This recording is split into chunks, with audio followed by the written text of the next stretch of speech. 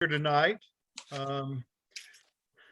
I know we are still living in a world of the pandemic, and we are still trying to cope with not being together. And I know it's troubling. It's troubling to all of us. And hopefully for our next meeting, we will be able to have an in-person meeting.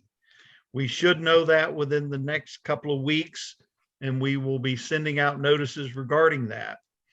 But in any case, it's so good to see everyone tonight and seeing smiling faces, some of which might not be smiling as much as they should, but everyone should be smiling because we're here having a good time.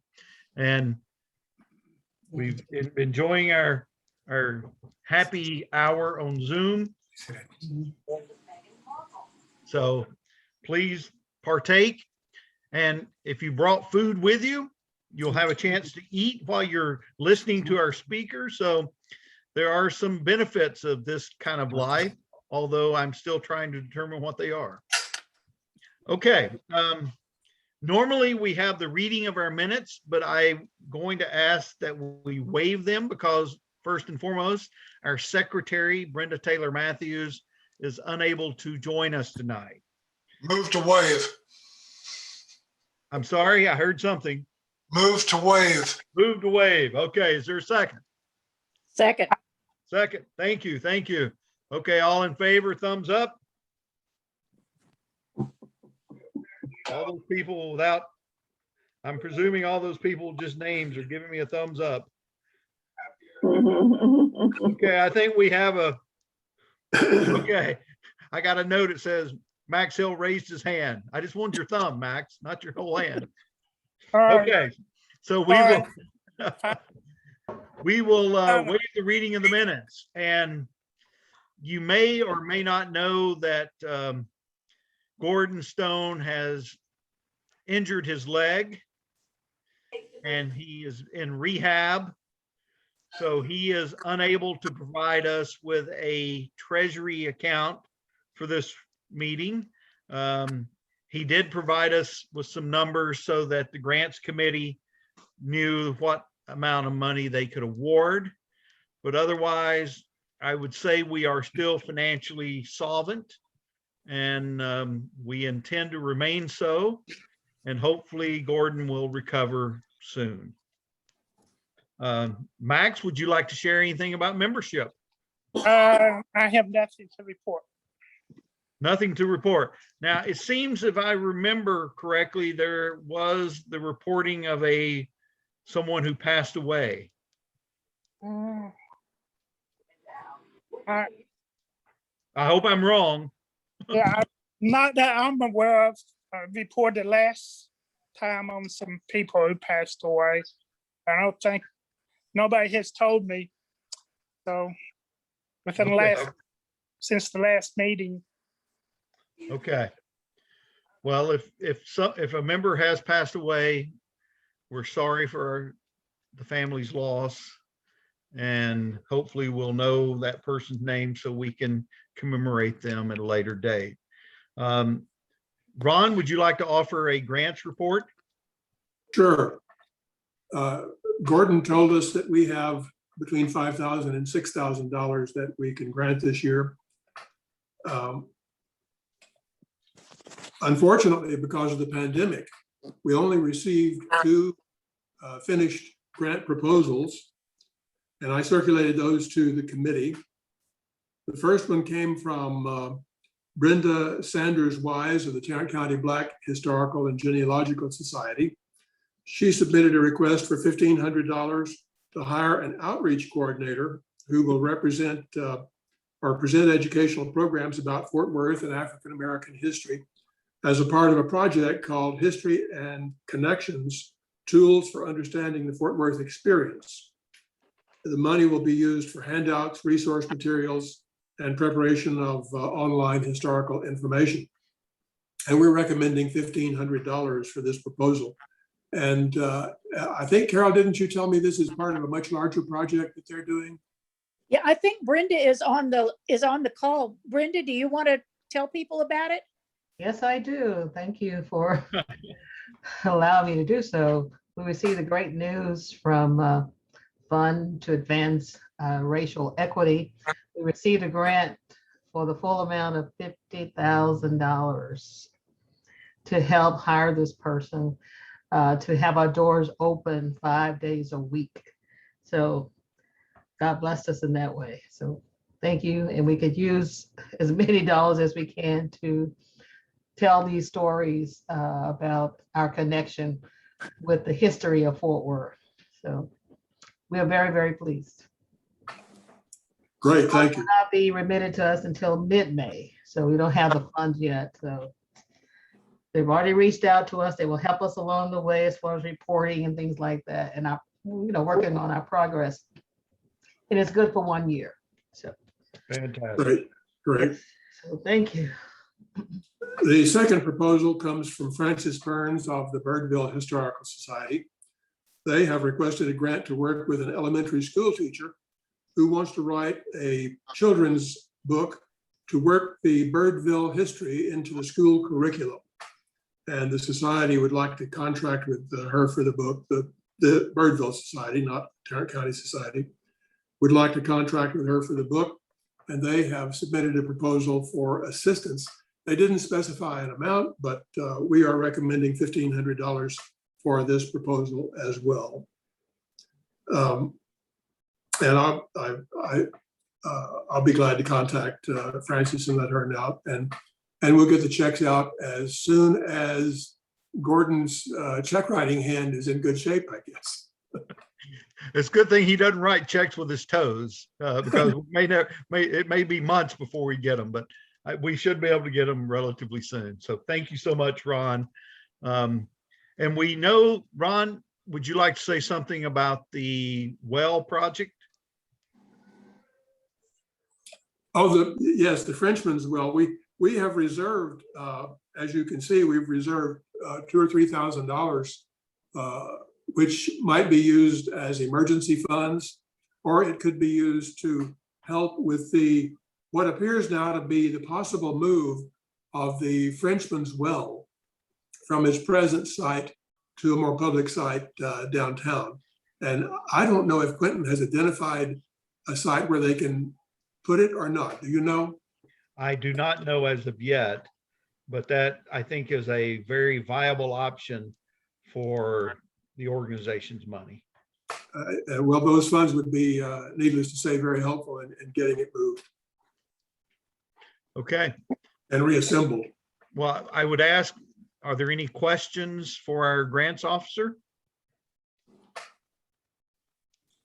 Serving with me on the committee was Dr. Leanna Schooley and Doug Harmon.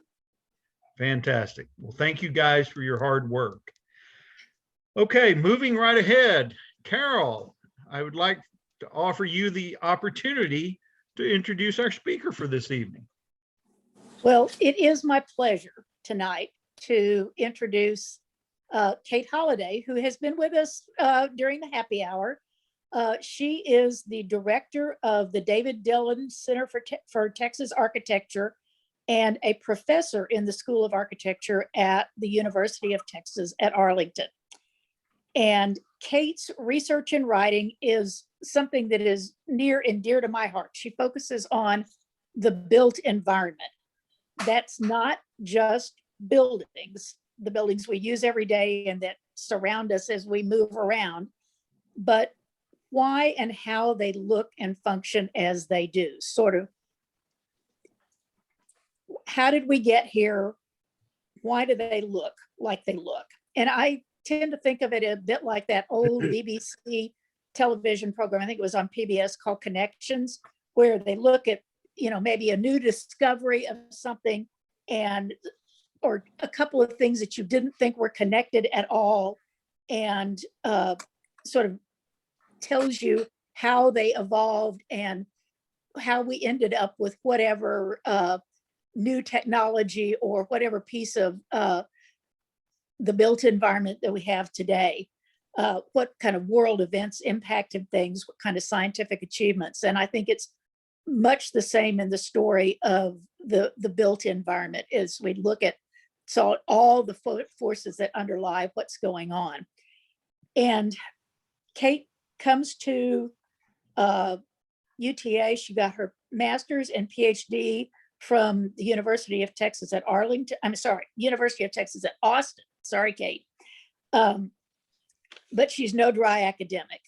She has a wonderful sense of humor, and I think you'll see that tonight. Her most recent research project is called Telephone City, and it's looking at the history of telephone buildings since the invention of telephone service in 1876. And although Fort Worth was never really a major telephone hub, say like Dallas with its Southwestern Bell buildings, I think you'll be fascinated to learn about the buildings that are here and how we shaped them and how they continue to shape us today. So please join me in welcoming Kate Holliday.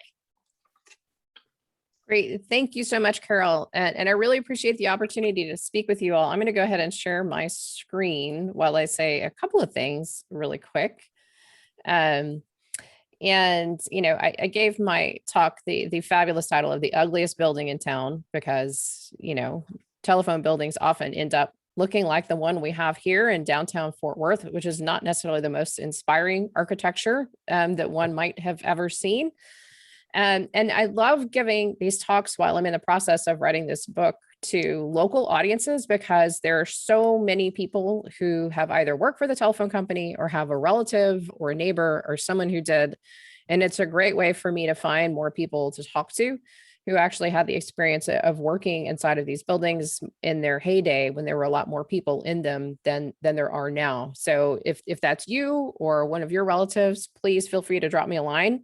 And I would love to talk more about your experience or their experience of working in these buildings. Obviously, this is our downtown Fort Worth telephone building, and it's a little bit of an architectural mess, right? You can tell from looking at it from this particular angle that it is at least 6 or 7 different buildings that have been kind of glommed together across time very awkwardly, with some microwave towers up on top that have been removed recently, which didn't really help make it look much better. But we're not alone in having what is the ugliest building in town. And in case you think it's just my opinion that this is a really ugly building, there was a kind of participatory art project a few years back that was, you know, which building in Fort Worth would you like to have demolished? I took this photograph when I was at the Great Outdoors getting a sandwich one day. It was just taped in the window. And you're supposed to go to this website, votodemo.com, and submit your vote for which building you wanted to have torn down in Fort Worth. The results were that the telephone building downtown got half the votes, and the rest were kind of scattered amongst a bunch of other buildings throughout town. None of them come close to the telephone building. Everyone says, tear it down. And I always wonder, like, did anyone realize they wouldn't be able to make a phone call if they tore the building down? But probably that wasn't really what they're responding to. It's more that the building is aesthetically not pleasing. But again, Fort Worth is not alone in this. These are some images from various articles that have been published. This is one of the Verizon buildings in New York City that's at the foot of the Brooklyn Bridge with the very nice notation of BARF. This was a building that was highlighted in an article about the 10 ugliest buildings in New York. Building here at the bottom right is in Philadelphia. It was number 2 in the top 10 ugliest buildings in Philadelphia. And then over here on the bottom left, this is actually Houston. And this is a Southwestern Bell building also that was the number 1 ugliest building in Houston. You know, heinously ugly building, architecture gone awry. These are all the kinds of descriptions for these telephone buildings. This one is the long distance building out east of downtown in Dallas. That is also at the top of the list of ugliest buildings in Dallas, or it's called the Fugliest building in Dallas. And then this is some more ugly telephone buildings just to get the point across that these are from a kind of blog post about ugly AT&T buildings. And on the left, this is Kansas City, Missouri. And on the right, this is actually Tulsa, Oklahoma, right? They all have something in common, which is they all are a mishmash of buildings of kind of parts with windows, parts without windows, really awkward scale, and very out of context with the rest of their downtowns. I think the building that really kind of brings it home as to what the problem with this is this is the AT&T Long Lines building in Lower Manhattan. It's at 33 Thomas Street. It's by the architect John Carl Warnicki, who's a really talented architect. And it's finished in 1974. It's on the list of eyesores of New York, right? It is a giant windowless building. And I mean, this one really has no windows anywhere. These apertures you see up here at the top are actually ventilation ducts and provide access to mechanical equipment. And there are no openings other than the door. From one point of view, people really hate this. They find it ominous, hostile architecture.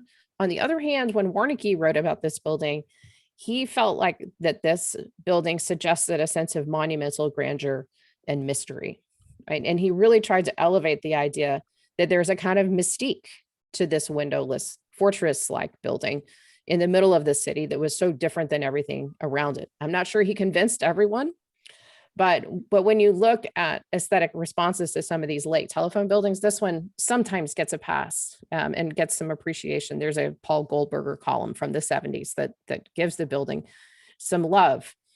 But to Carol's point, I think what's interesting to me about this project is to think about how these buildings got to be what they are, because a lot of telephone buildings were actually pretty incredible.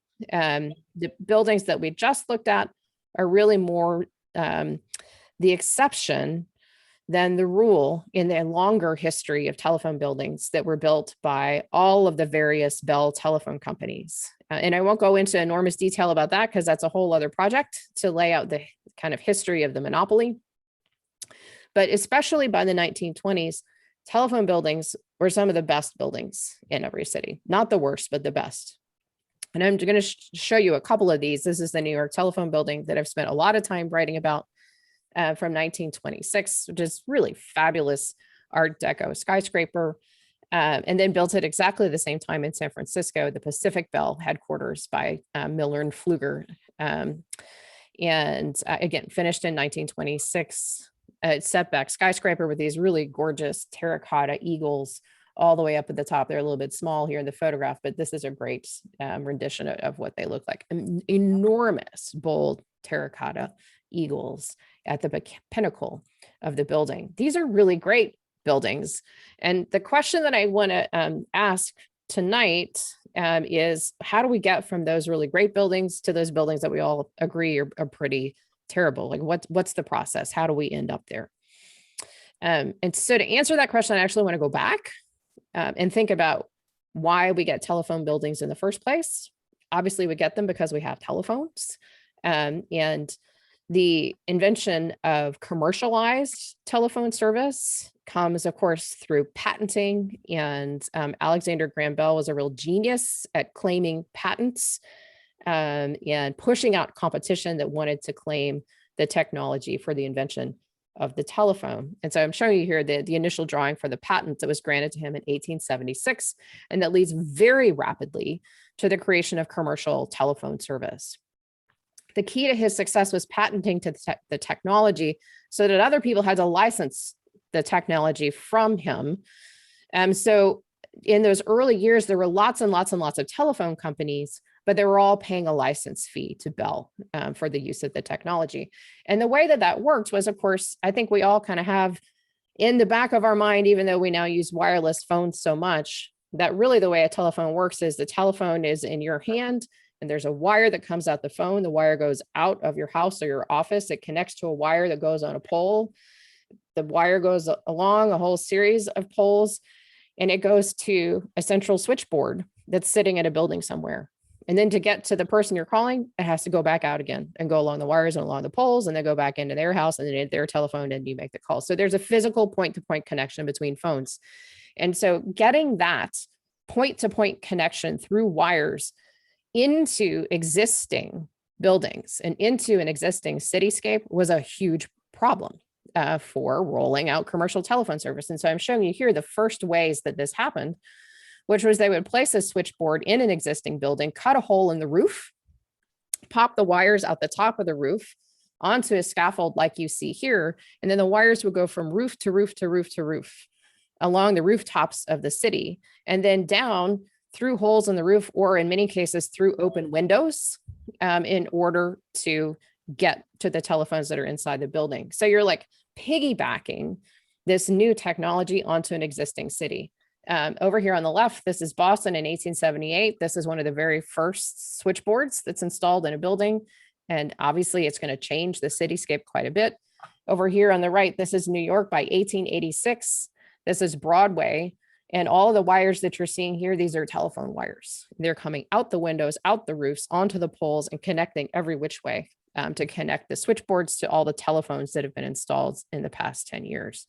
It's a major problem in American cities. And if you read the newspapers for the time period, this is called the wire nuisance.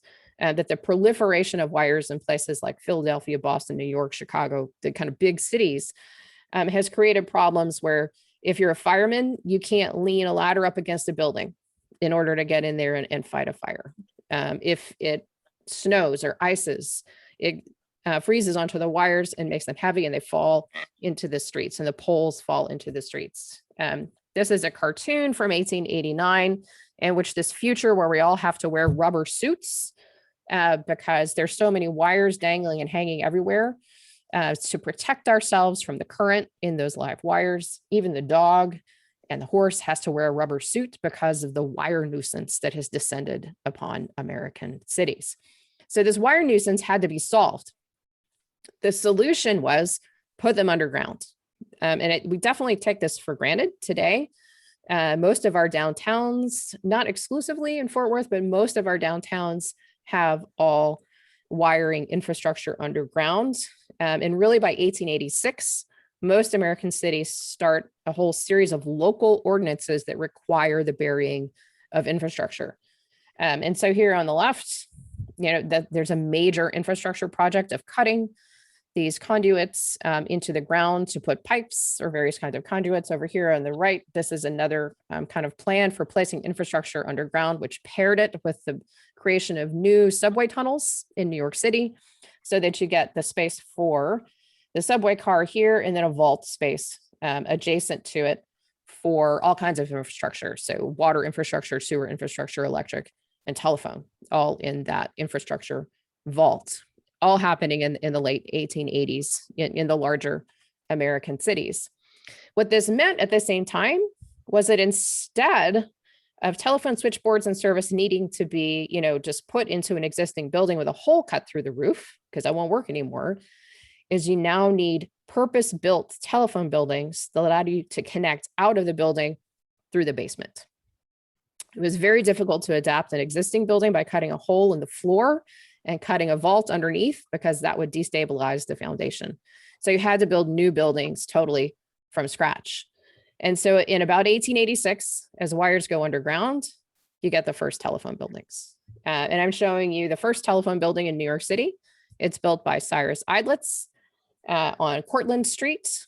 It is a pretty great Gothic revival building. It doesn't look too different than most other commercial buildings from the time periods, with a pretty wonderful Romanesque arch here at the center. Cyrus's father was Leopold Eidlitz, who had worked with H.H. Richardson, and Leopold Eidlitz was a kind of pioneer of the Rundbogenstil in America. And so Cyrus is borrowing from his father very much in the design of this building. What was important for this new kind of building is a totally new typology. There were a couple of things that were important. The first thing was where it was. Proximity to customers was key, because the kind of wires that were connecting telephones at this time were copper, and copper was expensive, still is expensive today, but it was very expensive. And so the closer you could be to your customers, the less expensive providing service was, and the more money you could make. And so proximity, getting the right location for this building that was going to make you be located in an unmovable position, that was really critical. So in New York, down here on Cortlandt Street, down here, the bottom left, this is where that first telephone building was. And of course, that's directly adjacent to here's the post office. And right over here is City Hall Park, where number 20 is. City Hall Park is over here. Newspaper Row is over here. And so the telephone building is going to be just off the side of the screen over here. And it is right next to who the major customers were for the telephone in its first generation. City officials, newspaper offices, and then directly to the south, financial services adjacent to Wall Street. That's who used the telephone, the business clientele. Proximity mattered, but then what you put inside the building mattered too. And there was a decision made very early on for telephone companies to put infrastructure and management together. So not separating them out. And I've talked to people who really kind of try to argue that these telephone buildings are really more like factory buildings, and they're really not. They're hybrid. They incorporate multiple kinds of programs and purposes together within the same building. So I'm just going to walk through some of the major things that had to be in these very first buildings. The first is a power supply. So down in the basement below ground, there'd be a series of rooms that had dynamos, like the one I'm showing you here, that could generate power for the telephone switchboards, as well as getting the signal through the line. There had to be vaults, big basement spaces where wires came into the building and then were threaded up to the switchboard, and then came back from the switchboard and went back down again out into the city. This is a couple of drawings of the vaults in the Cortlandt Street building that were from Harper's Weekly, that show this kind of incredible organization that it took to weave these wires through the space of the city and into the building. There were spaces for the switchboard, so continuing spaces for technology, but the switchboard had to also work with people. And I think most people know that the first telephone operators were boys because they were super cheap to pay and the telephone company wasn't making a profit right away.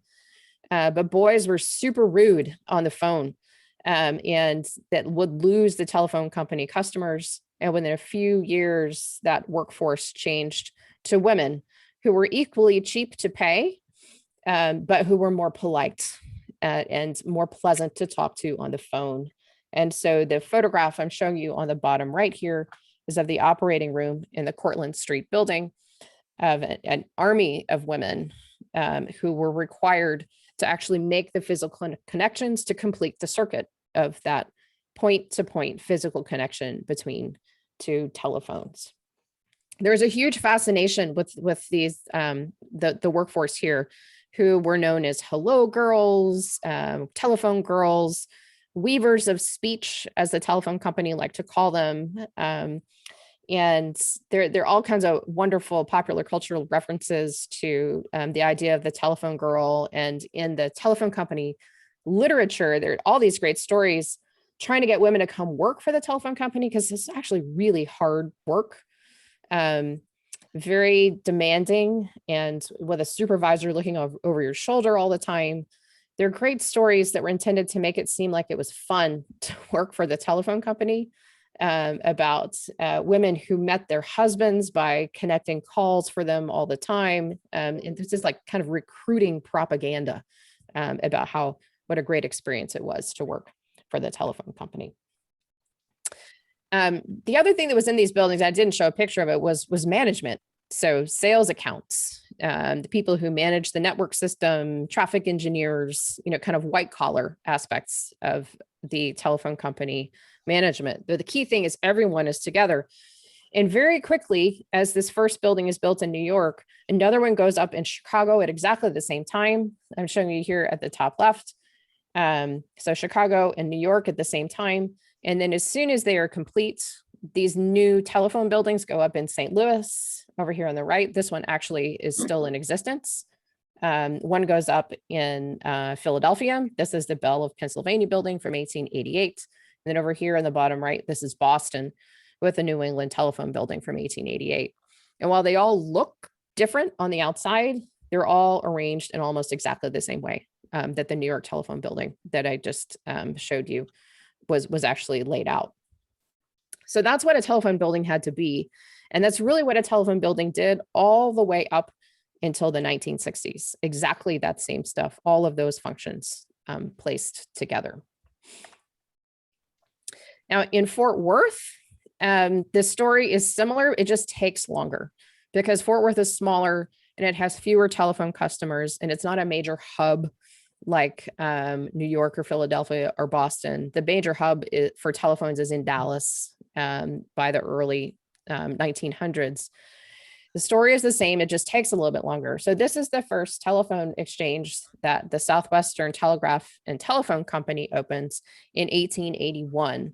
And so it's a little bit behind. It's not open in 76, 77, but this Southwestern Telegraph and Telephone with the Bell patent opens in 1881.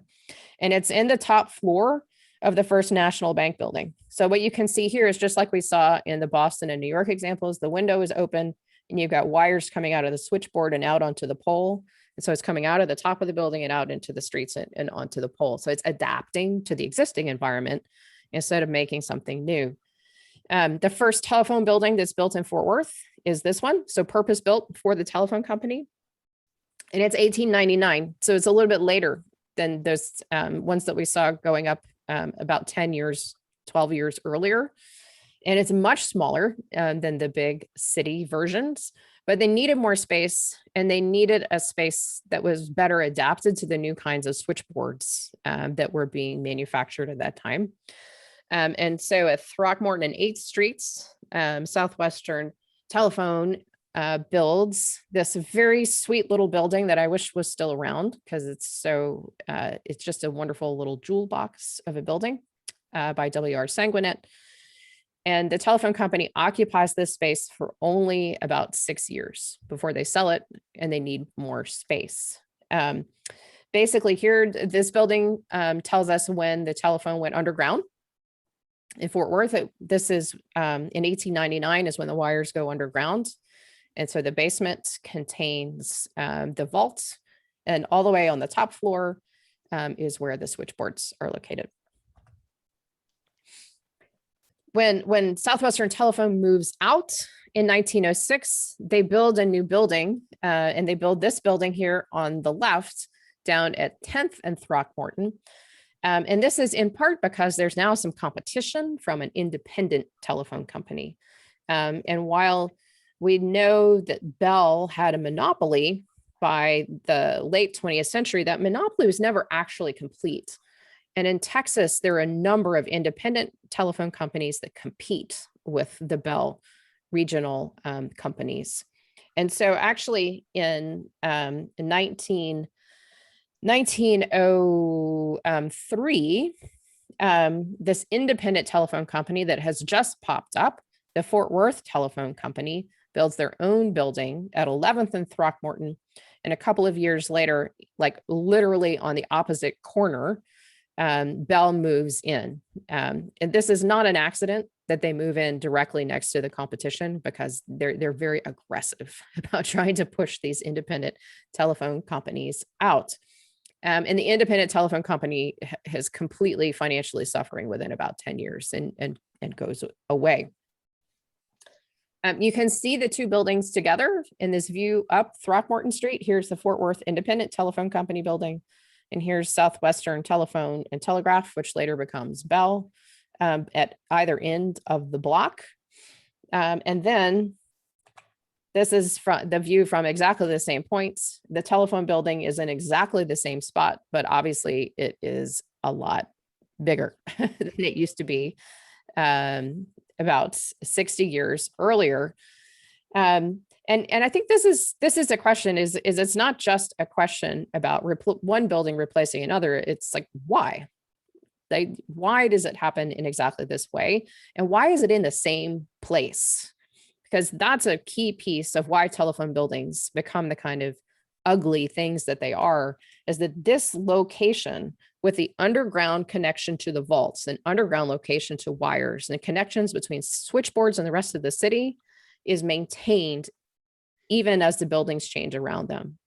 And so once the telephone company plants itself, especially in a downtown location, very rarely does it ever move.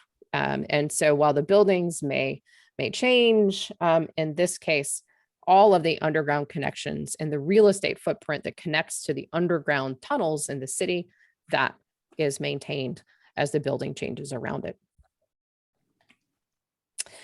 Just to kind of fill in a little bit between what happens in 1910 and 1970, here is that Fort Worth Telephone Company building. It's had 2 floors added to the top by the time this photograph is taken, and it's had an addition to the outside. That's to add some long distance switching as well as local switching and add more space for operators.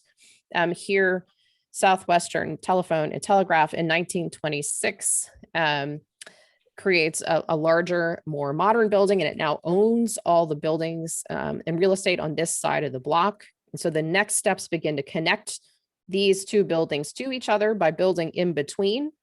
And so by about 1950, you have the telephone company owning all the buildings on the block and having added more stories to the top of the building on the corner. And then they buy the back half behind the buildings and begin to demolish those buildings. So you can see the rear of the buildings we've just been looking at. They're demolishing the buildings that are facing Houston Street. You can see that they're now advertising a new 9-story building for the Southwestern Bell Telephone Company. And here, this building remains on the corner as they're building the new steel framed building that faces Houston Street here behind it, right? And so this process for telephone companies really is that idea of proximity remains incredibly important. And the idea of remaining connected to the same vaults that they've built and invested in is incredibly important. So they don't move, they add on, they build up and they build out. And then finally, and I'm not going to go through every single edition, and I'm skipping a lot. And John Roberts on fortwortharchitecture.com has this really great just outline of every single year that they're adding on just multiple times here. But this is the kind of final transformation where the building now faces Houston Street. In 1964, over here on the right, the telephone company issues an advertisement for himself, call it attention to its architecture through Telephone City. And the telephone company produced a number of these Telephone City collages for cities across the country to show their investment in infrastructure and to show that the money that they spent gave value back to the city and back to the community. People really complained about how expensive their telephone service was. And so anytime that they saw a crane or construction on a building, they're like, why am I paying this much for my telephone and you're using it to build a building instead of making my phone calls, better or faster or less expensive? And so there is, every time a building is built, there's a public relations campaign about why the building is necessary and what it's doing for people. That final kind of push onto Houston Street to make this modern telephone building in a telephone city really had to do in Fort Worth with the creation of space for long distance dialing. And especially because in the context of Dallas and Fort Worth, as I'm sure many of you remember, calling from Fort Worth to Dallas is a long distance call for a long time. And the idea was to try to create more integrated metropolitan calling systems that more clearly separated local from long distance calls, and to expand the area that was a local call instead of making you call long distance to get to Dallas. I'll also point out, since I was talking about independent telephone companies, the reason Irving and Carrollton and Plano aren't on this map is that they were never served by the Bell monopoly. They were always served by independent telephone companies all the way up through the breakup of the monopoly.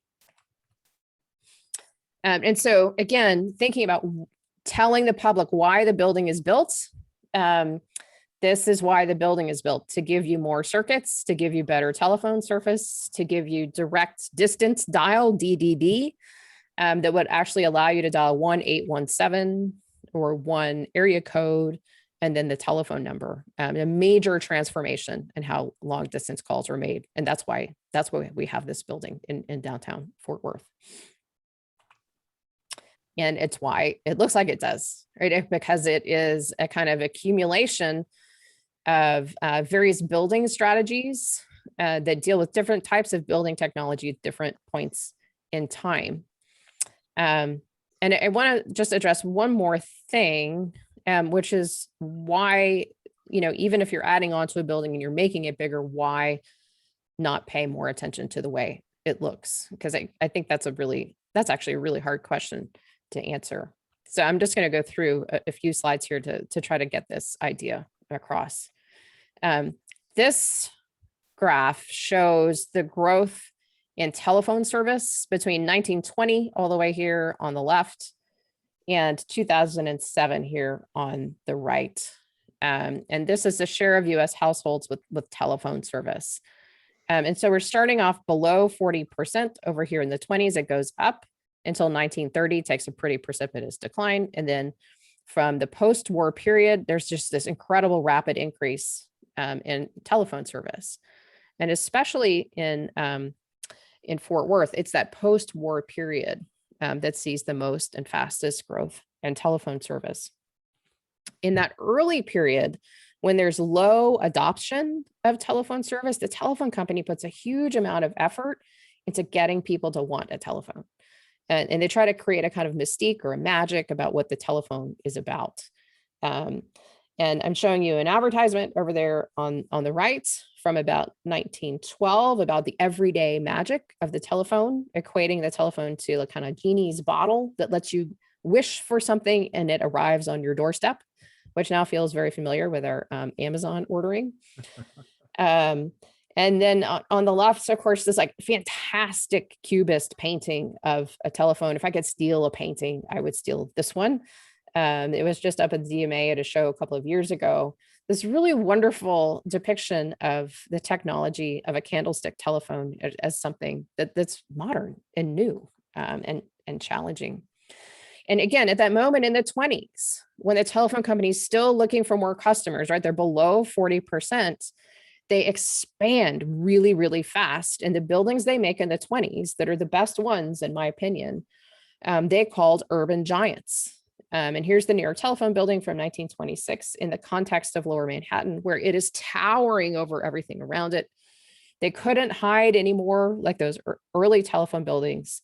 And they really pushed the idea that the telephone company was desirable, modern, fantastical, all of the things we associate with the desirability of technology in Art Deco. They pushed through the design of their telephone buildings. So they use them as marketing tools to get more customers and bring me a city, tomorrow's telephones, all this kind of futuristic talk about technology. And when you look, there's just a remarkable run of fantastic architecture. And I've already shown you New York Telephone and Pacific Bell. There's Southwestern Bell headquarters in St. Louis by I.R. Timlin, this monument to communication that's incredible. There's Southern Bell headquarters in Atlanta from 1928 to 29 that has these really great relief sculptures of linemen that are actually holding the wires and connecting them to poles. There's the Ohio Bell headquarters in Cleveland, again, 27 to 29, with this really great setback Art Deco New York type architecture towering above the rest of Cleveland.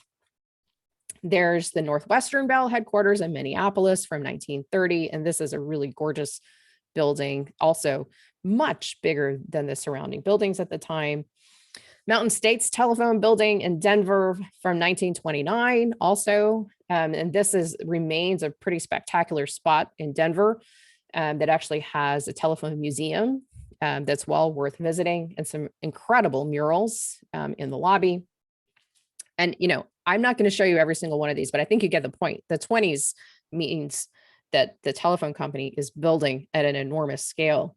There's the Lang & Whitchell building in Dallas on the left, and then the Ohio Bell building in Dayton on the right.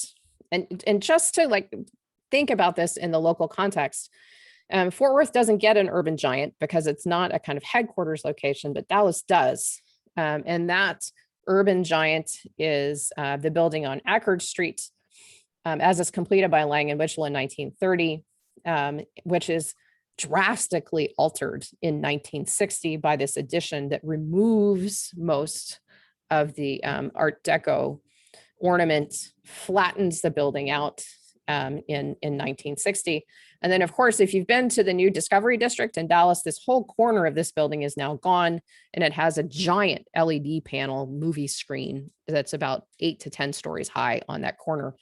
And it's been completely altered again.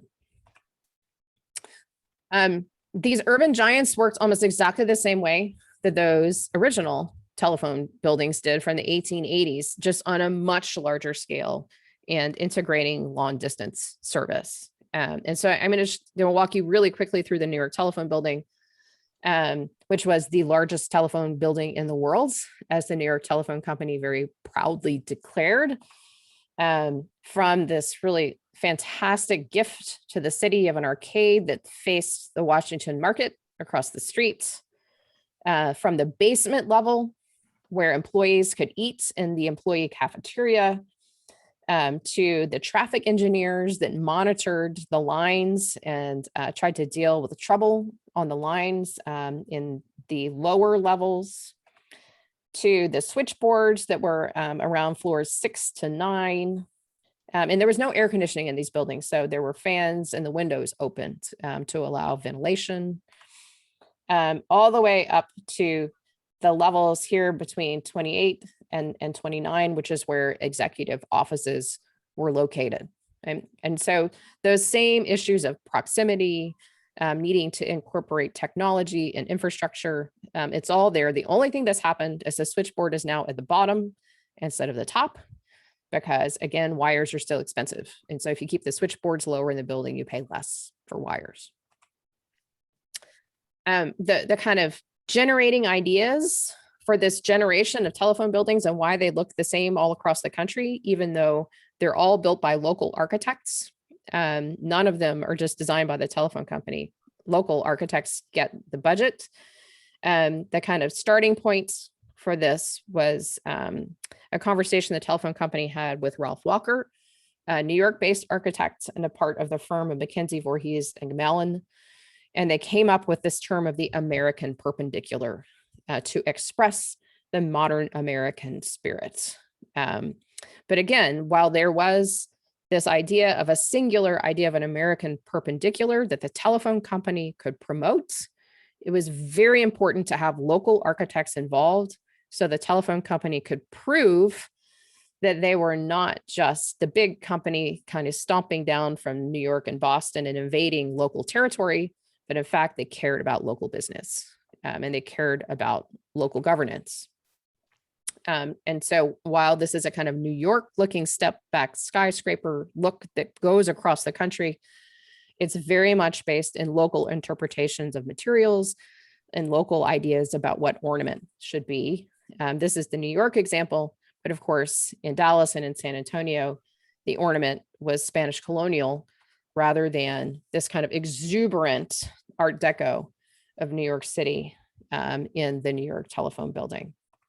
And the final image that I want to show of the New York Telephone Building is this one, which is the central fresco, which goes back to that idea that in the 20s, when there weren't a lot of people who owned telephones and it hadn't really infiltrated the residential market yet, the telephone was billed as an exciting new technology that was dynamic, that had the power of the sun.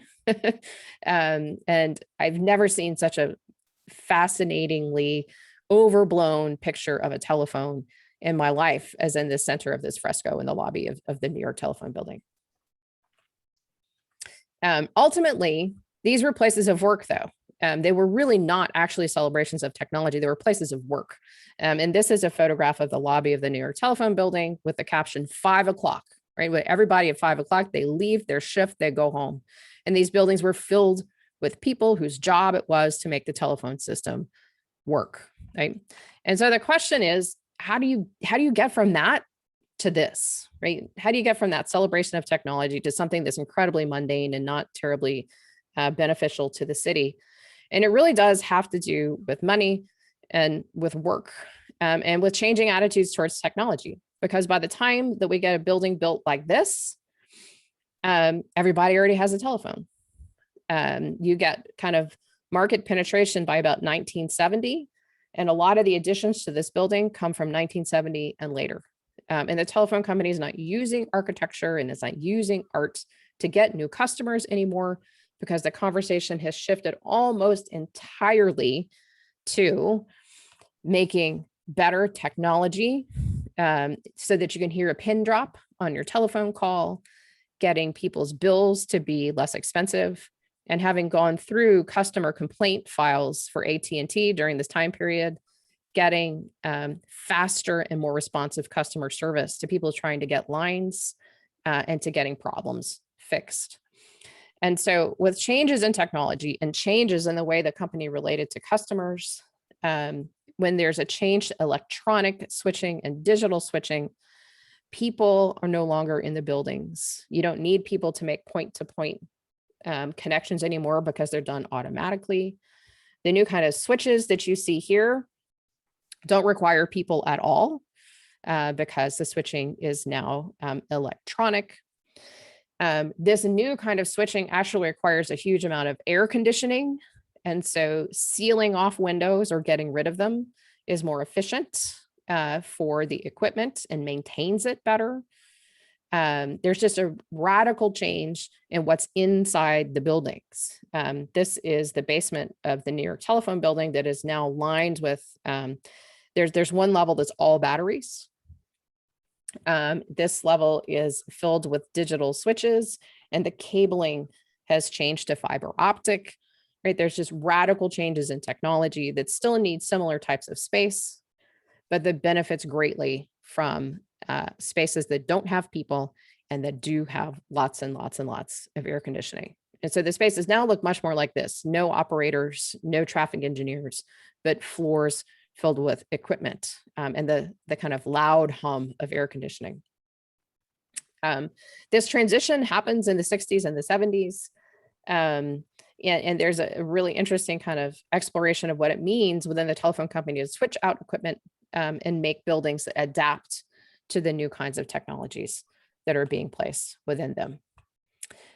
So that's the kind of short version of how we get from there to here. How do we get from a pretty great building to a building that's pretty terrible? It's a combination of changes in technology, changes in infrastructure, the need to stay put, changes in the way the telephone company markets itself to people. And as I said before, this is a project I'm in the middle of. I'm fortunate to be here in Dallas and Fort Worth. I take my students to AT&T headquarters in Dallas and go from top to bottom in the building. It's a great place to be to work on this project. And so if anyone here has insights, has worked in the buildings themselves, has relatives who like to talk telephone buildings or telephone culture, I would love to hear your questions or to hear from them as well. And I'll just say one more thing. If you want to read more, I did write an essay for the Society of Architectural Historians Archipedia that outlines a little bit of this in a more national way. And I'm happy to share that information if anyone would like it. With that, if y'all have questions or anything you want to follow up on, I'm happy to have a conversation. Well, thank you so much, Kate. That was a very educational experience. I live I hope in that's a good thing. Well, I live in the Fairmont neighborhood of Fort Worth, and I frequently walk through the Ryan Place neighborhood on my daily walks, and there is an AT&T building there, and it's pretty, in my estimation, is pretty hideous. Yeah, it started off pretty good, and it ended up I can pretty bad. imagine that. Yes. Yep, that's Well, exactly what happened.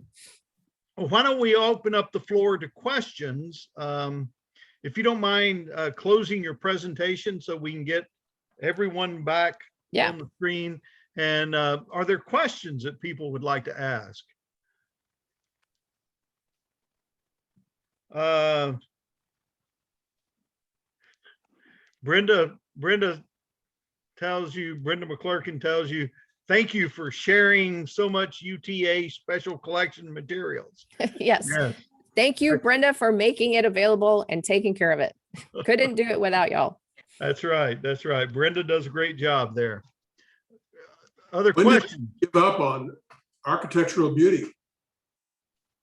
What's that? When did they give up on architectural beauty? Because some of the older buildings looked like they were trying to combine the modern technology with architecture. Yeah, so I really think that it gets tough for them in the post-war period, because if you look back at that graph of how fast they're growing, how many new customers they're getting, how fast, it just overwhelms the existing infrastructure that they have. Number one. And number two, the type of growth you get in the post-war period is suburban. And so they're having to build way far out from where they used to be, and they get stretched incredibly thin. There's still some pretty neat, good buildings, but the additions that they make to the downtown buildings in particular are almost uniformly awful. And they're doing it fast and as cheap as they can. I really can't think of any good additions that they made. And it's often the same architect adding on to their own building. So it's not like it was like hostile. Many of Half the buildings, budget. it's budget, and it is changing architectural taste too, though. I think that that's a fair point. There is a Well, change in taste. And we have one member who's asking, are there any good telephone buildings today? So new telephone buildings today, that is a hard question. So I would say no, largely because they're not building them. The things that get built today are data centers, which is not quite the same thing, but I will say that Or almost cell every towers, don't forget cell towers. and cell towers. The existing telephone buildings have different outcomes in different places. So I was just giving a talk to the Art Deco Society in New York last week before. And in New York, most of the telephone buildings, and there's a ton of them all through Manhattan, have gone high-end luxury real estate. They've all turned into condos, except for the first like 7 to 10 floors, which remain Verizon. And so they need less space, and you've got all this open space above and these big tall buildings, and they've been converted to these pretty fantastic, amazing apartments that they should give me, but they won't. But here, it's not quite the same thing. We do have empty space in telephone buildings, and they are still serving hardwired telephones. They serve cell phones, and you get your internet service through telephone buildings also, but it just doesn't take as much space. So the telephone buildings in downtowns have different purposes. The one in Atlanta is still full, but it's because they're doing some experimental stuff there. You know, there are just a lot of different uses for them today, but they don't need more space for the most part. Okay. Other questions? We had a comment earlier in your presentation that said if you go to the third world, some parts of India and Pakistan and even Bucharest, Romania, you can see tangles of wires, including power lines on and around older buildings, coils and festoons, and all kinds of, I guess, all kinds of coagulations of wires. Yeah, I was in Bangkok not too long ago, in the time when you could travel. And Bangkok is quite famous for having some of the most tangled infrastructure because, I mean, you can't really put stuff below ground. There's a lot of water. And so how you deal with aerial infrastructure is a huge problem. And we've actually, if you look around Fort Worth, the proliferation of all of our various fiber optic cable for all of our internet fancy television services, we've got like a huge problem that's popped up pretty recently with all these new wires that have multiplied the number of wires we've got. And I would say there's several points in this city today where I'm like, I feel like it's the wire nuisance all over again. Even though it's not going to electrocute me, but I don't like it. I think it should go underground. Personal opinion. We'll all have to get our rubber suits, I think. Yes, exactly. So are there any other questions? Questions for Kate? I think she did a great job tonight.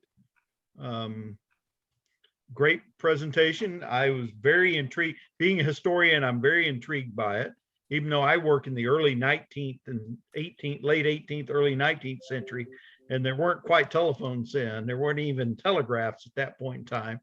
So it's a little different time for me, but nonetheless, if there are no further questions, I would like to go ahead and potentially close the meeting. And I want to thank everyone for being here this evening. And I would like to announce to you that our next meeting will be on Sunday, June 6th of this year, 2021. And our presenter will be Steve Murrin. He'll talk about the Fort Worth Stockyards National Register Historic District, past and future. Now, as I mentioned at the beginning of our meeting, we're not quite sure if that's going to be in person or if it's going to be on Zoom, a virtual meeting like this one. We're all hopeful that it'll be in person.